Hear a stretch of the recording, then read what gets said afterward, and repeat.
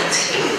The boys and girls have been rehearsing so hard since November for this very day, just for you.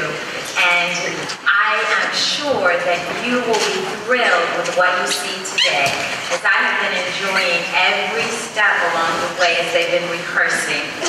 I'd like to say thank you to Sacred Heart Griffin for allowing us to be here in this wonderful space that's given around us.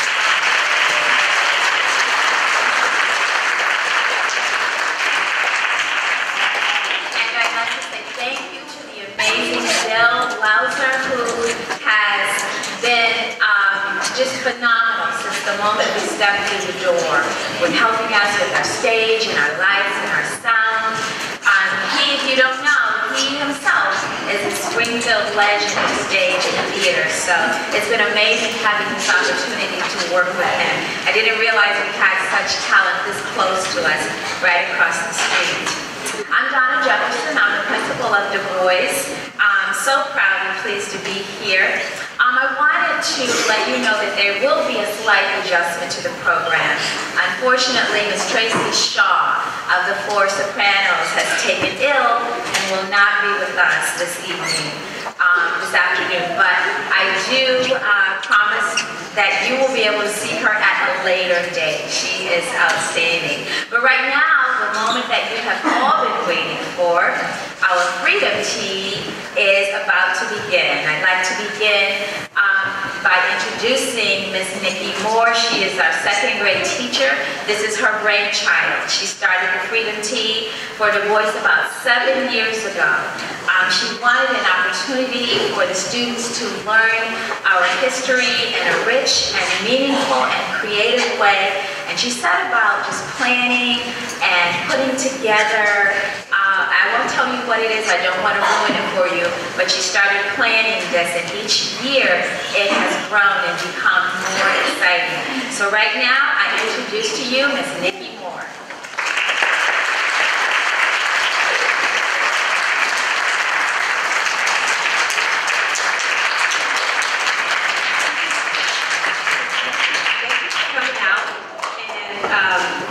You are really in for a treat. The second graders have worked tirelessly since November.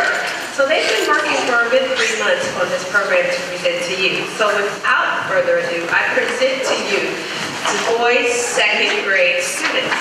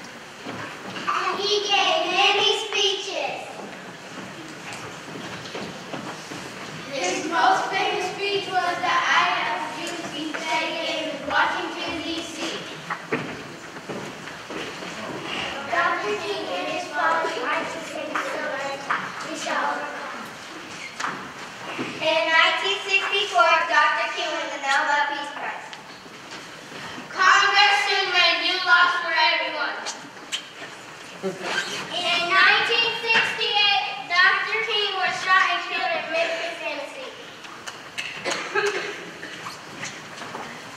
Dr. King's birthday is now a federal holiday. We celebrate his birthday every year on the third Monday of January. We will always remember Martin Luther King Jr. for working so hard to solve problems in peaceful ways.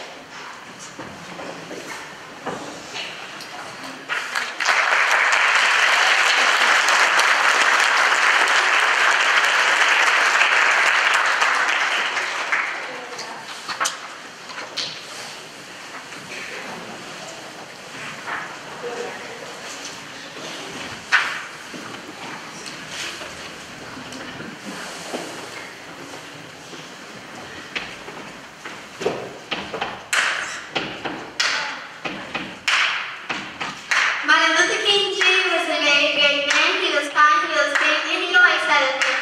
He did a lot of things for the people every day, and when he saw the fountain, he'll never run away. Martin Luther King Jr. was a very great man. He was kind, he was big, and he always had a thing. He did a lot of things for the people every day, and when he saw the fountain, he'll never run away.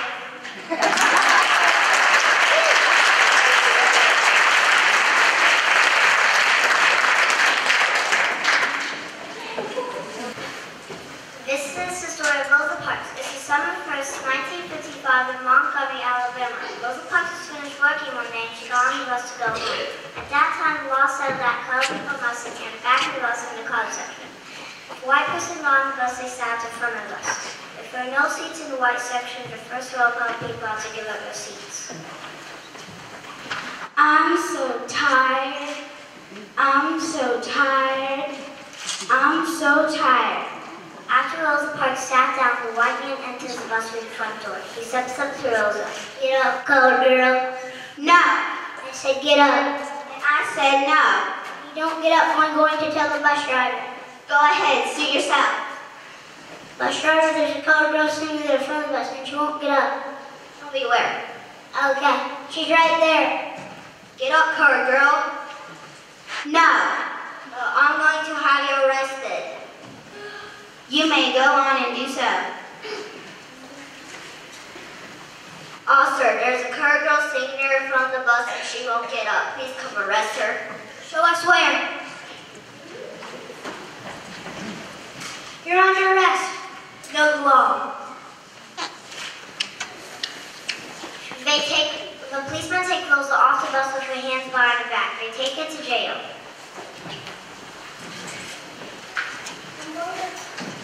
I'm going to fingerprint you. She calls Martin Luther King Jr. to come visit her in jail. Rosa, what happened? I got arrested just for sitting near the front of the bus, and I refused to give my seat to some white guy.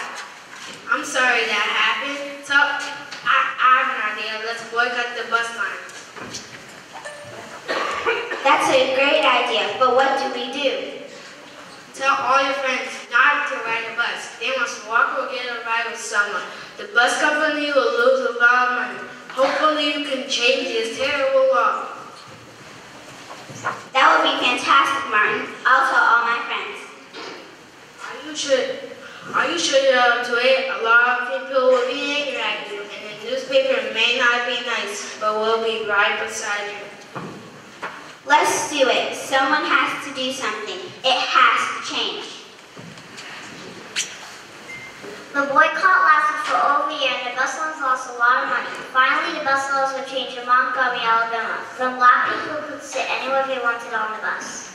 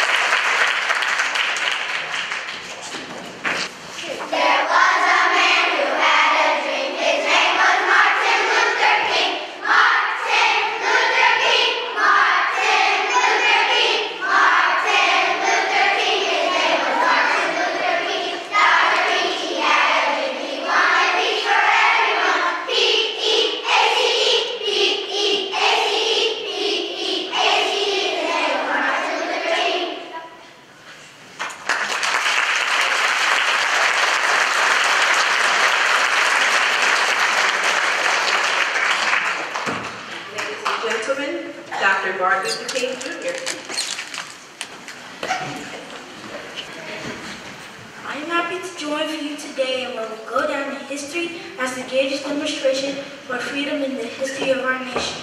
I say to you today, my friends, so when we face the difficulties of today and tomorrow, I still have a dream. It is a dream deeply rooted in the American dream. I have a dream that one day this nation will rise up and live by the true meaning of its creed. We hold these truths to be self-evident, that all men are created equal. I have a dream that one day on the red hills of Georgia, the sons of former slaves and the sons of former slave owners will be able to sit down together at the table of brotherhood.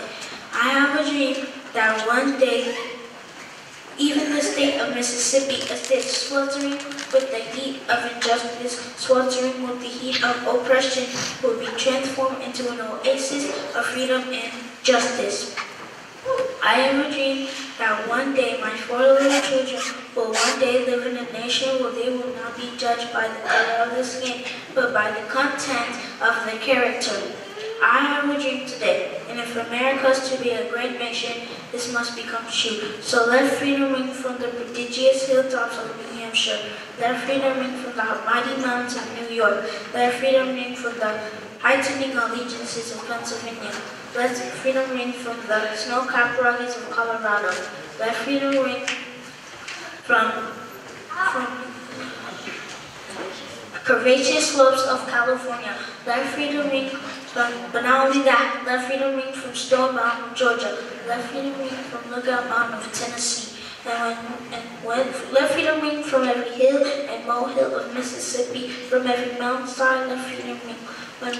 When this happens, when we allow freedom to ring from every village and every hamlet, from every state and every city, we will be able to speed up that day when all of God's children, black men and white men, Jews and Gentiles, Protestants and Catholics, will be able to join hands in singing the old Negro spiritual, free at last, free at last. Thank God Almighty, we are free at last.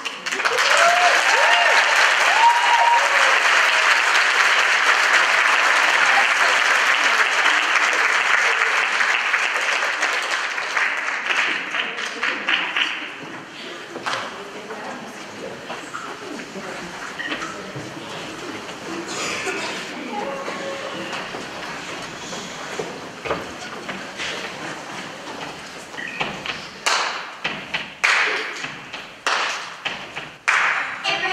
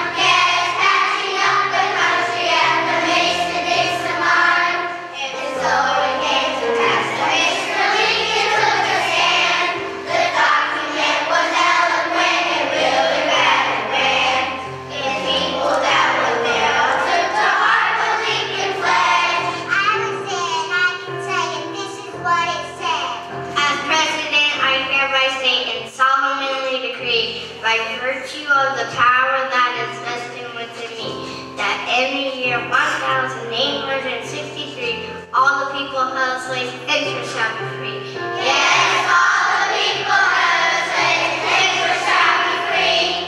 The message sent was loud and clear and spoke out to the nation. In 1863, it made a proclamation. Emancipation Proclamation, no more slavery. The Lincoln hired General Grant, General Lee, and brought in General Sherman, who kept marching to the sea. The South was winning a lesson had to learn that slavery had ended even though the lands were burned.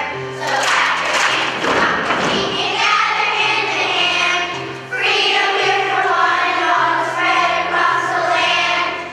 Everyone is welcome to join in the celebration because of Lincoln's proclamation of emancipation.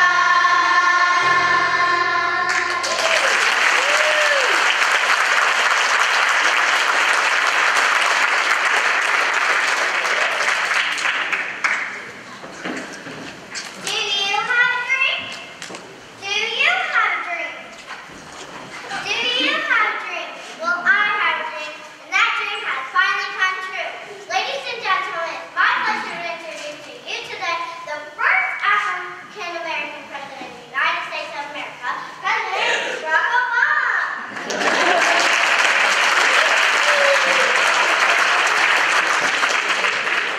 Tonight is a particular honor for me because, let's face it, my presence on the stage is pretty unlikely. My father was a foreign student born and raised in a small village in Kenya. He grew up herding goats, went to school in a tin roof shack. His father, my grandfather, was a cook, domestic servant to the British. But my grandfather had larger dreams for his son. Through hard work and perseverance, my father got a scholarship to study in a magical place, America, as shown as a beacon of freedom and opportunity to so many who have come before. I stand here today grateful for the diversity of my heritage. I stand here knowing that my story is part of the larger American story. Though I debt to all those who have come before me, and that no other country on earth is my story possible. Now, even as we speak, there are those who are preparing to divide us. We'll say to them today, there's not a Black America, and a White America, and a Latino America, and an Asian America. There's the United States of America. It's the hope of slaves sitting around a fire singing freedom songs. The hope of immigrants setting out for distant shores. The hope of a skinny kid with a funny name who believes that America has a place for him too. Hope in the face of difficulty. Hope in the face of uncertainty. The audacity of hope. And in the end, that's God's greatest gift to us. The bedrock of this nation. The belief in things not seen. Beliefs that there are better days ahead. Thank you very much, everybody. God bless you. Thank you.